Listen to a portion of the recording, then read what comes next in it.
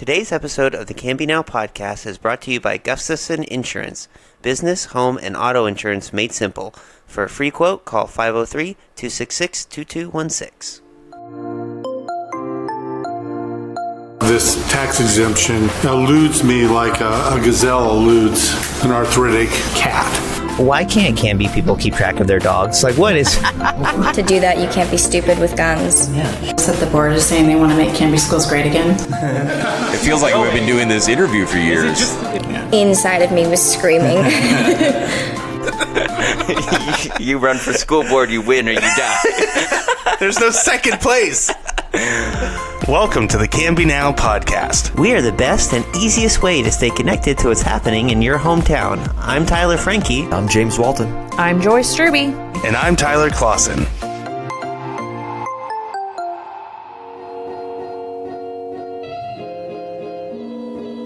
The Oregon City nighttime nailer has been, well, nailed.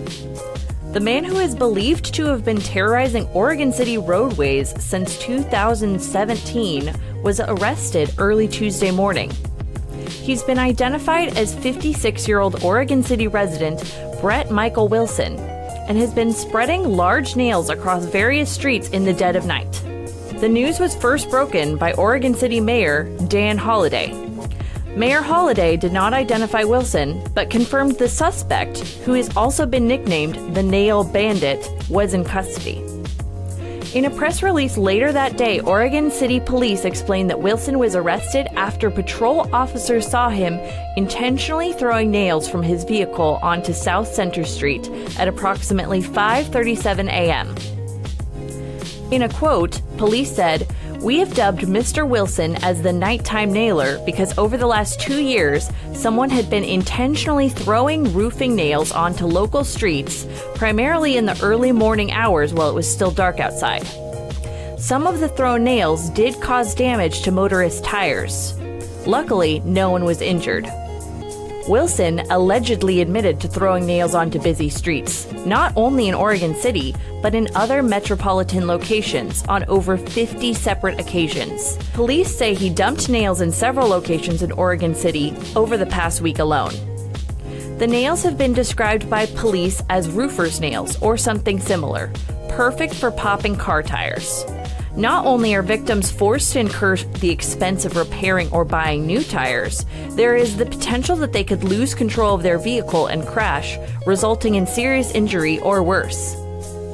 Wilson was lodged at the Clackamas County Jail on 4 counts of second-degree disorderly conduct, but was released on bond later that day.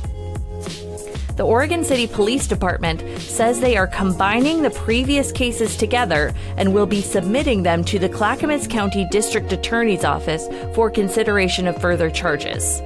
The news of the Nail Bandit's early morning capture almost broke the internet, at least in the local area. Mayor Holliday's post alone garnered over 1,400 reactions. The OCPD's announcement was shared almost 600 times. One resident remarked, "I've had to replace 4 tires and had them repaired several times. Ugh, glad he was caught." Others questioned what motivated the nighttime nailer's bizarre, cruel, and potentially dangerous behavior, which is still a mystery. One theory was that perhaps Mr. Wilson owns a tire shop and was just looking to drum up business. Others posited a less rational explanation. In the words of one commentator, "So he finally gets caught and then just comes right out and admits all of it? Including other cities in the metro area? Like, was he an addict needing help?" The commenter continued, "This is as weird as a person with a foot fetish or a paper eater. WTH. It was a busy day for moderators of the Oregon City Chit Chat Facebook group who had to delete numerous comments threatening bodily harm and retribution. While it's unclear how many of these threats were serious, if any, it does reflect the genuine fear and anxiety the nighttime nailer has inflicted during his reign of terror. One woman shared, "I am not a violent person, but it is easy to want to hurt someone who caused your tire to blow out while you were driving your children down the road. He was intentionally trying to cause harm to others for a very long time. "We are lucky that people were not hurt or worse."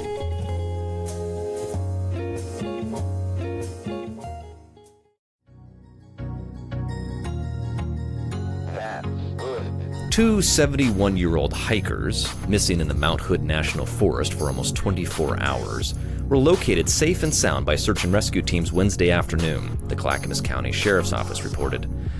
The hikers, Anna and Suki Jung, were hiking on the Paradise Park Trail Tuesday, but they were separated from their group somehow and never made it back out. The area is made up of steep terrain, dense forest, and many other leading trailheads, making it a challenge for rescue crews to search the area. Even so, volunteers and rescuers with the CCSO, Pacific Northwest Search and Rescue, Washington County Sheriff's Office, Mountain Wave, Portland Mountain Rescue, and others scoured the trail near Rhododendron until the couple was finally found around 1:20 p.m. on Wednesday. The search teams had located some items that belonged to the lost couple, as well as shoe prints in the mud. Searchers finally located them near a riverbed in a very dense forest about a half-mile from the roadway. However, due to the rough terrain and steep elevation, it took rescuers hours to bring the couple out of the woods safely. The couple was reportedly cold, but otherwise okay. The Clackamas County Sheriff's Office thanked all the volunteers and rescue teams for their dedicated service in locating the lost hikers. For photos, visit our website at cambynowpod.com.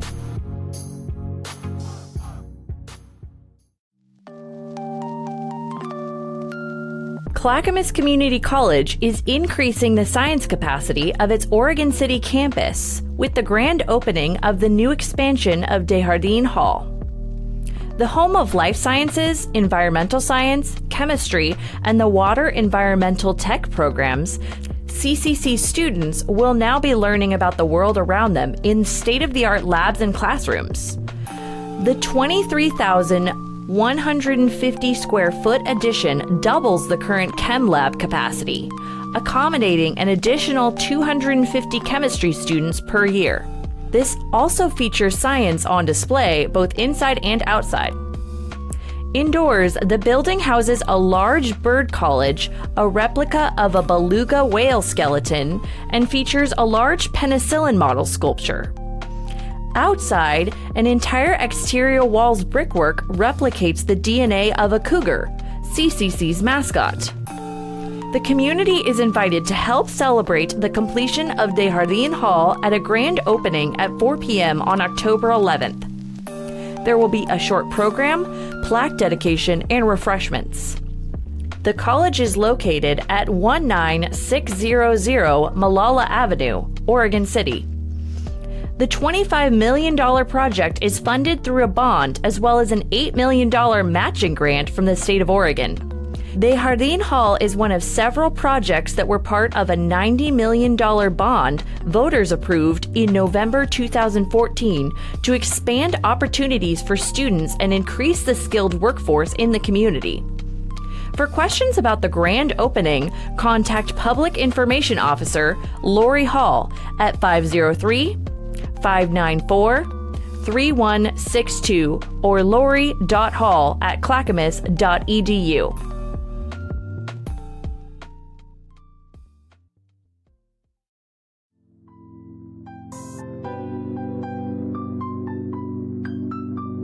The body of a Clackamas County man was found Tuesday morning, floating in the Pacific Ocean off the coast of Newport. The body was found by United States Coast Guard personnel stationed at Yaquina Bay and later identified as 58-year-old Hong Min Tran of Clackamas. Oregon State Police say Tran's family had reported him overdue from a sailing trip Saturday. His ship, the Kawanda, was later confirmed to have sunk based on debris the Coast Guard found in the vicinity of Whale Cove near Depot Bay. A total of 8 coordinated searches were attempted before the efforts were ultimately called off on Monday. They included an MH-65 Dolphin air crew from the air facility of Newport, a 47-foot motor lifeboat crew from the Coast Guard station in Depot Bay, and a team from Lincoln County Rescue. The Kawanda was last seen by a bar tower watchstander at the Coast Guard station of Yaquina Bay at approximately 7 p.m. Saturday in the vicinity of Cape Foulweather with a northerly heading.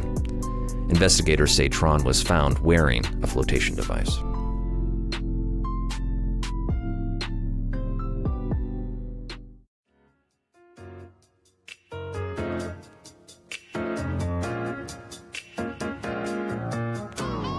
A 38-year-old woman was arrested by Marion County deputies on Sunday for allegedly killing a pet rabbit belonging to a Salem family. Police say the woman refused to identify herself at the time of the arrest and was originally lodged at Marion County Jail as Jane Doe.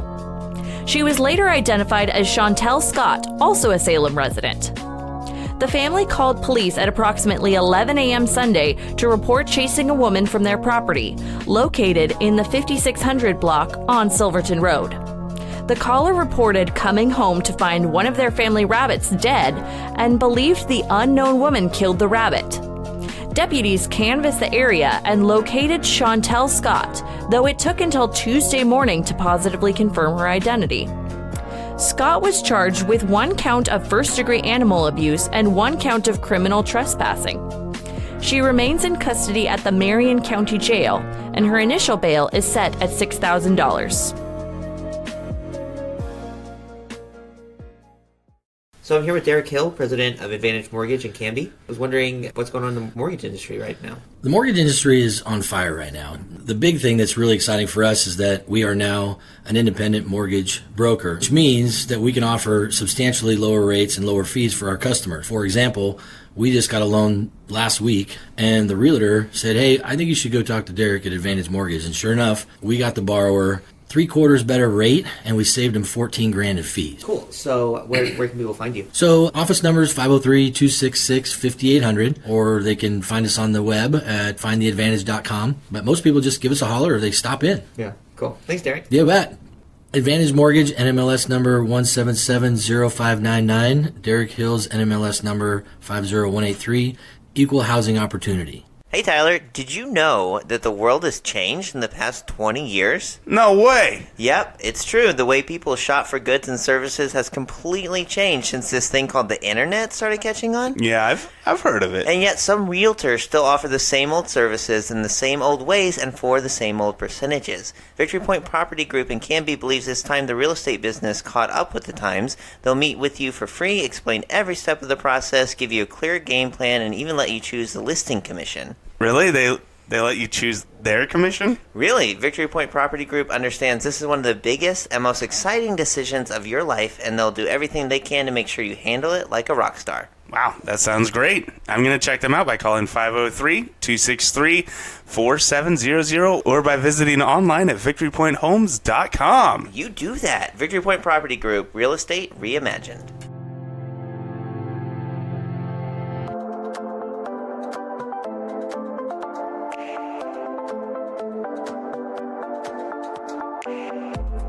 The air is getting cooler, and that means one thing: fall is just around the corner.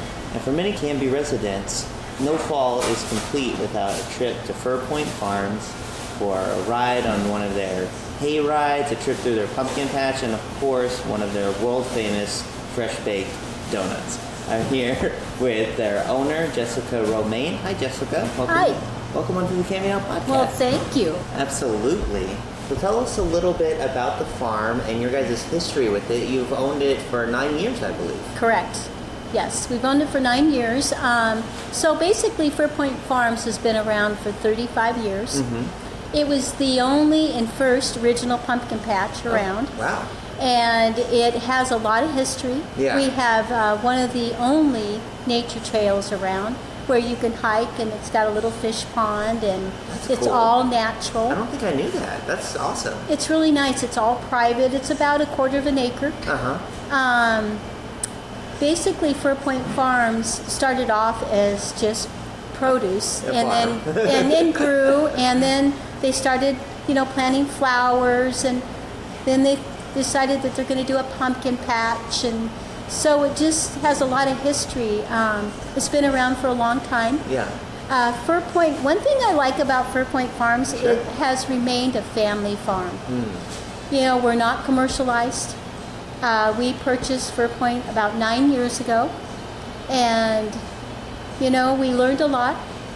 I basically didn't really know what a Gravestine apple was, and so I went through the School of Hard Knocks and really started figuring out what I was going to do. Sure. And so we started farming, the pumpkins, and I hired somebody to farm everything for us because I wasn't sure. Yeah. May I ask what your background was before you guys bought the farm?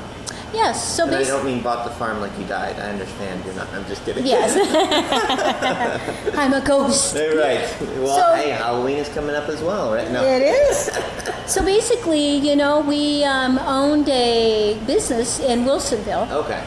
And started it back in 1999 as a bakery. Oh, okay. And so we baked all of our own breads and made all fresh ingredients with no preservatives, and was more of a healthy concept. Yeah. And so we've been there for about 20 years, and our lease was up, and what happened was Fir Point came up for sale came on the market, and so we decided that our lease is up. What a great opportunity to buy 35 acres. Yeah, our lease is up. We're looking for something different. Our last name is Romaine. We might as well do some farming, right? Exactly. We're 100% green acre farmers. I love it. That's awesome. So, we purchased the farm. Yeah. We did an extensive remodel.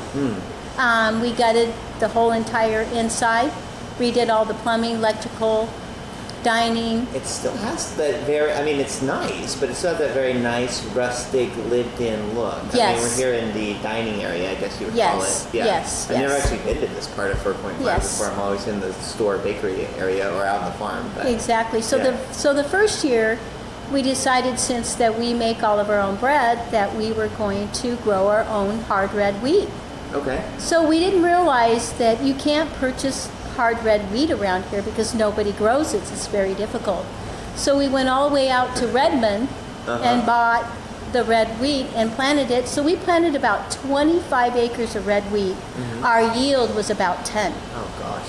So we, for the first... You said it was hard to grow. It was hard to grow. For the first year and a half, we actually milled. We have a milling room, and so we milled all of our own hard red wheat, and we put it in all of our breads. And so what is that word? Hard red? It's called hard red wheat. And what is significant about that? I know less about farming than you did when you started farming, so. So basically, hard red wheat. Yeah. It's made for producing breads. Okay. So your soft wheat is made for like your pastas. Okay. And so there's two different types of wheat. Interesting. And so it was really interesting. And the bread one's harder to grow. It is. It's exactly, because you need that heat. Yeah. You need that extensive heat for it to grow. Okay. So we started milling all of our own breads, and it was, we started growing from there. And so, basically our whole concept at Fir Point Farms is, a family environment, a safe environment, an environment that people can come and have a healthy lunch, baked goods that are not that does not have preservatives or chemicals, baked fresh with limited ingredients. All things you can pronounce. Exactly. I always learned a long time ago, if you can't pronounce it, don't eat it. Yeah. Oh, absolutely. Yeah. And I feel fortunate. We're only here because we have the most awesome customers that I could imagine.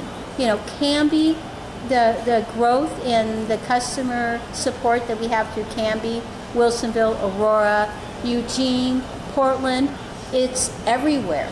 Yeah. Because Fir Point's been around for 40 years. Yeah. And Canby loves to support the farmers as much as they can. I feel, and all that stuff you're talking about as far as the natural food and just still stuff that tastes good. I mean that goes over pretty well around here. Exactly, and so we have like thousands of beehives on the property, and we that's the honey that we use for our bread, and so this honey that we use is 100% raw, pure honey. Yeah. So you're getting the best of the best. Yeah. And my son just recently, he graduated from Oregon State, and so last couple of years he's taken over all the farming, and his name's Brandon Romaine. And, you know, he learned the hard way. You know, he learned how to work the ground and to plant and to figure out if the soil needed testing. So he, you know, went through the school of hard knocks. But this year, It works for you guys. yes, this year we grew 8 acres of pumpkins. We have over 3,000 pumpkins growing. We have a 6-acre corn maze, a 1-acre corn maze. This year is going to be fun for the kids. We have pumpkin bowling, which is fun. Yeah. We have a kids zone. What is that? Tell me about that new thing, pumpkin bowling. I guess it's just what it sounds like. So basically, it's just like you go to a bowling alley, and it's set up just like a bowling alley. The only difference is you have all your lanes, and you roll, instead of a bowling ball, it's a pumpkin. Okay, real pumpkin. It's not like a bowling ball that looks like a pumpkin. It's a real pumpkin, and you have your lanes, and so that's going to be really interesting. I hope there's bumpers. Are there bumpers? There's bumpers. Okay, not gutters. Nope. Okay, nope. because I live in the gutters. I mean, with bowling anyway. Yes. So. And so the bumpers actually will be the hay bales. Oh, cool. And that sounds like a ton of fun. Did you guys see that somewhere else? Was that your idea, or? Well, you know, it was just an idea that I heard from somebody else, and so I did a little bit of research. So it sounds like a blast. It is. I'm looking forward to that. Cool. And so we're going to focus a little bit more on ages 0 to 8. Okay. So we're going to set up a kids zone, and basically what the kids zone is going to be, it's just going to be for that age group. Yeah. There's going to be miniature bounce houses, bouncy horses, John Deere trikes. Awesome. We're going to do, it's called cow roping. Okay. And cow roping is kind of interesting because you really don't get to do it anywhere else unless you're at a farm. Or at a rodeo. Or at a rodeo. You know, so that's new this year. Yeah. The pumpkin bowling's new this year. Yeah. We're going to do a gigantic, like 2,000 square foot play in the hay to where it's all covered and anybody can play in the hay. So is that like a big pit or like a big pile, or? It's under a structure, an outside structure, and it's just open, and then so you line your whole area with hay bales, and then you put like 100 hay bales inside. Yeah. At least 100 or maybe 200. Yeah. So when the kids fall in there, they're gonna you know, dip deep down. You know, they're not going to get hurt. Right. And then when, you know, the cows are all done getting roped, that's just their buffet. So. Exactly. And then after they rope all the cows, they can get on the cow train. Cool. So basically, you know, it's more for families. So we provide a lot of interesting activities for, you know, people that are on a budget that don't have a lot of money. Yeah. I always say that every single person's welcome at Fir Point Farms. It's free parking. The activities that we provide that are free are tetherball, badminton, volleyball, frisbee, corn toss, nut house, Noah's Ark, and play in the hay. And that is all free to anybody that would love to come and come to Fir Point Farms Harvest Festival. And also free, everyone's favorite, watch Frankie do terrible at pumpkin bowling. Yes. Just like miss every pin. So. Oh yeah. Everybody's a winner. Every pumpkin will at least knock down one pin. Yeah, well that is really cool and really appreciated because, you know, I speak as a parent myself that any little bit, any effort on the part of folks to, you know, make it a little easier on the wallet for the kids, because kids have no idea like what things cost or whatnot. They just are looking for the fun, so that's always appreciated. Thank you for that. Oh, absolutely. And you know, the best value is we have a $15 wristband. Okay. And it includes every single activity all day long. We've got paintball gallery, we have the hay wagon ride, we have a 6-acre corn maze, a 1-acre corn maze, we have the cow trains, we have a gigantic slide. Everything on the property is included in that one-time wristband. Yeah, it's awesome. And so things kick off this Saturday, right? October 5th? That is correct. Yeah. Off and running, our big, huge harvest festival. What are the hours? So our hours will be 9 o'clock to 5. Okay. All activities start at 10. Cool. We'll have a food court, a beer garden. We will be serving our delicious, fantastic, fresh sandwiches. You know, so, and then we'll have our homemade apple cider and homemade fresh donuts and Tillamook ice cream and carameled apples. And so we really make it fun and festival. We decorate the whole place. Sure. Awesome. So you guys are, open throughout the year, different seasons and whatnot, but would you say that the Harvest Festival is kind of your signature, kind of your most popular time, or a little bit what you're known for in these parts anyway? Absolutely. You know, the Harvest Festival, everybody looks forward to it. And, it's been around for so long. And so, since we've owned it, every year I try to, have a new activity, a fun activity, nothing scary. I don't like anything scary. I don't like haunted houses. I don't like dark corn mazes. Everything's fun. You're going to hate our Halloween episode. It's all ghost story. Anyway. Yeah, so we just keep it keep it fun. Fun and family. Fun and family, and that's what Halloween should be about. Is to bring your family. Don't feel like you're being nickeled and dimed. Yeah. And I don't want to go somewhere and spend all my money and then I can't do anything else, or I can't have a nice lunch. Right, can't eat. Exactly. And people are on a budget, especially if you have a family of 4. Yeah. So, what do you think is your favorite part of the Harvest Fest, personally, for you, Jessica? Mine is absolutely the customers. Yeah. I love our customers. I love the little ones coming in their costumes and the happy faces and watching, the children pick up pumpkins bigger than themselves. Yeah. As long as the costumes aren't too scary. Exactly. Exactly. Yeah. In fall, I love fall. Fall's my favorite time of year. It just brings, families together and, you got the holidays and Thanksgiving and Christmas, and it's the start of, the holidays for everybody. I always say. Yeah, love it. Cool. Well, awesome. Thanks so much for telling us a little bit about what's coming up. We're definitely looking forward to it, and about your history as well. Anything to add before we go?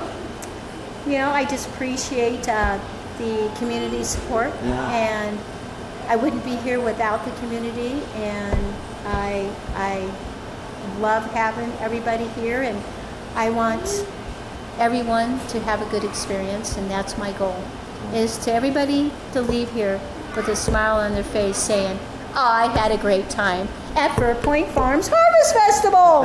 Woohoo! Awesome. Well, thank you so much, Jessica. This was really fun. Look forward to you guys having a great season. Thank you. I appreciate you coming out. All right. We're going to take a quick break. Stay tuned.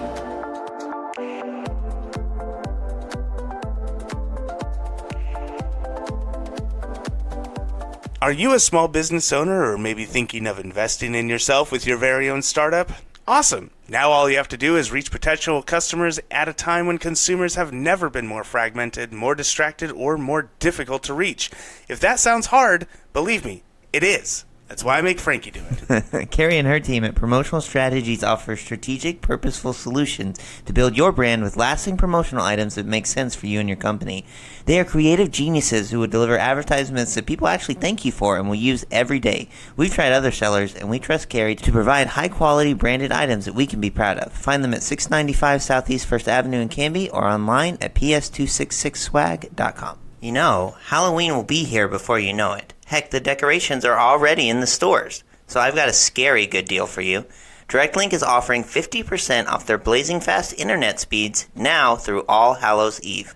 Not only will you get a sweet candy corn of a deal, but every one of their broadband connections comes with unlimited data, free, and that's no trick. So switch to DirectLink to stream and surf as much as you like. Plus, take advantage of free Wi-Fi home networking for 6 months with free installation of commercial-grade Wi-Fi equipment that ensures your entire home has the strongest, most consistent signal in every room. Talk about a treat. Call 503-266-8111 or visit directlink.coop for blazing fast internet. Canby Then is brought to you by Retro Revival. They are not your average antique shop. Open daily. Find them on the corner of Northwest 3rd and Grant in downtown Canby.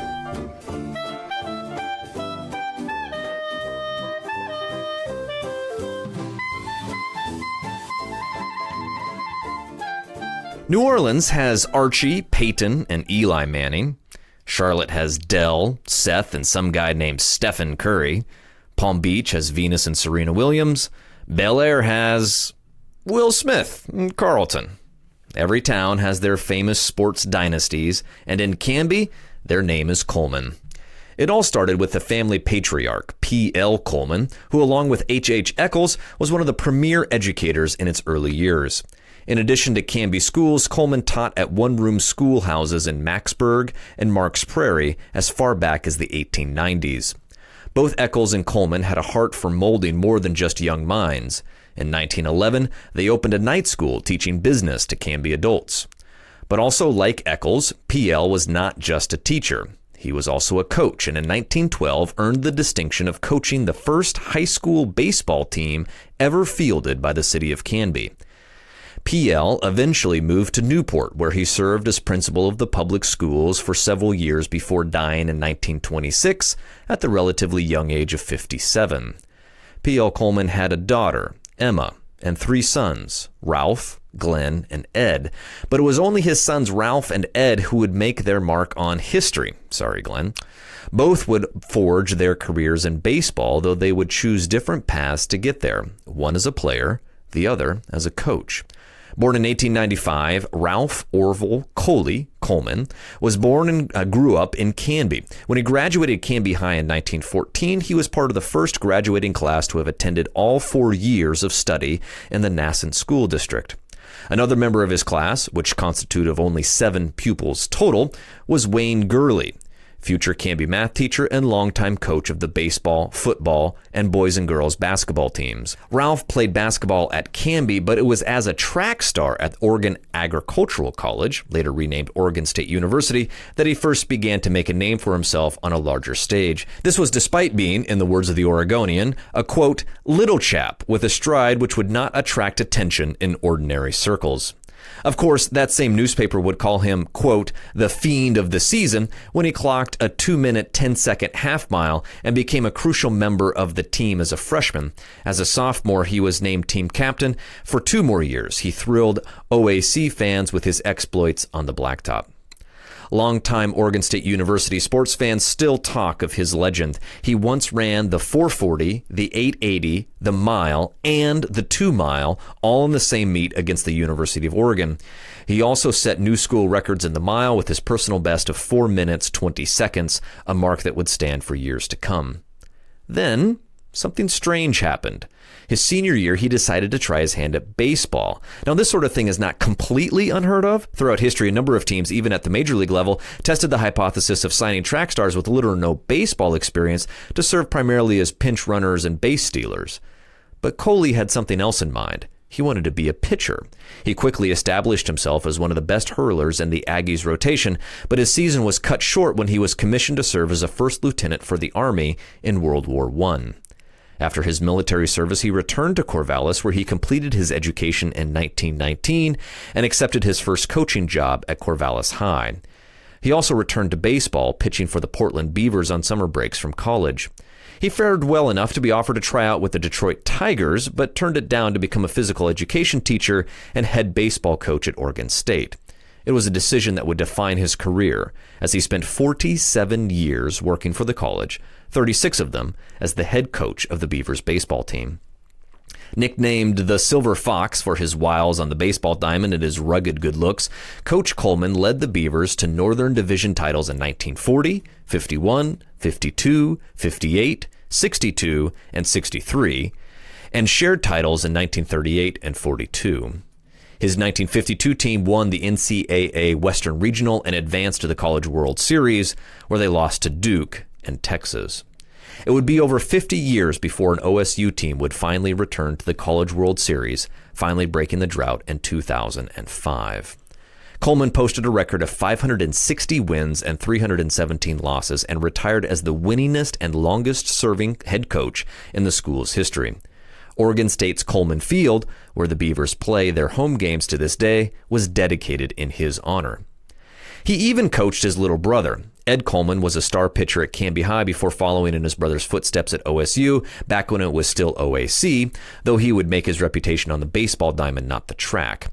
Considerably bigger than his older brother, standing 6'1" and weighing 185 pounds, he quickly became a standout for the Aggies 9 and was feared by pitchers near and far as a smashing slugger. His blossoming baseball career was endangered in 1926 when he developed arm problems that inhibited his ability to throw. He was moved to right field just to keep him in the lineup. That was when he began to hit like a demon, a sports writer for the Oregonian chronicled in 1928. Then his arm came back, so he plays right field one day and pitches another. That year, Ed signed with the San Francisco Seals to form what some remember as the greatest outfield in minor league history, boasting future major leaguers Smead Jolly and Roy Johnson, along with future Hall of Famer Earl Averill. Ed was not the athlete his brother was, and it had a definite impact on his ability to play the field. A biographer would later quote an unnamed scout who privately admitted, "Ed was no gazelle with a glove." But his bat was as explosive as ever, and it would eventually propel him into the big leagues. He made his debut with the Philadelphia Athletics in 1933 at the age of 32, though he fudged the numbers just a little bit and told the A's he was only 27. He was quickly tabbed as one of the league's rising stars. No less a judge than future Hall of Famer Rogers Hornsby offered that, quote, "When it comes to long-distance hitting, Coleman compares with the best in the league, fellows like Lou Gehrig, Al Simmons, Babe Ruth, and Jimmy Fox. He is regarded as the sure shot to bat far over the 300 mark," the Sporting News wrote of Coleman. And indeed, he hit over 340 in 26 games his rookie year. But it wouldn't last. Injuries and a falling out with the A's owner-manager Connie Mack led Coleman to be traded to the St. Louis Browns in 1935. Hornsby himself was the manager of the squad, but he relegated the offensive dynamo to pinch hitter after Coleman reported to spring camp 19 pounds overweight. He hit .292 and had a decent year overall, but he was cut at the end of the season. He spent the next 5 years bouncing around the minor leagues before retiring from organized baseball. In a time when big leaguers were known for their colorful remarks to beat writers, Ed Coleman was rarely quoted. His reputation as a private, soft-spoken man was believed to be the result of a slight speech impediment. Ed contracted a severe illness in 1964 and succumbed on August 5th, 4 months shy of his 63rd birthday. He's buried at Zion Memorial Park in Canby. His brother Ralph died in July of 1990 at a nursing home in Corvallis. He was 94. Up next, we'll bring you the story of Larry Owings, the CHS grad who was the only man to ever beat the greatest wrestler in the history of the sport. But I'll have to wait till next time on Canby Then.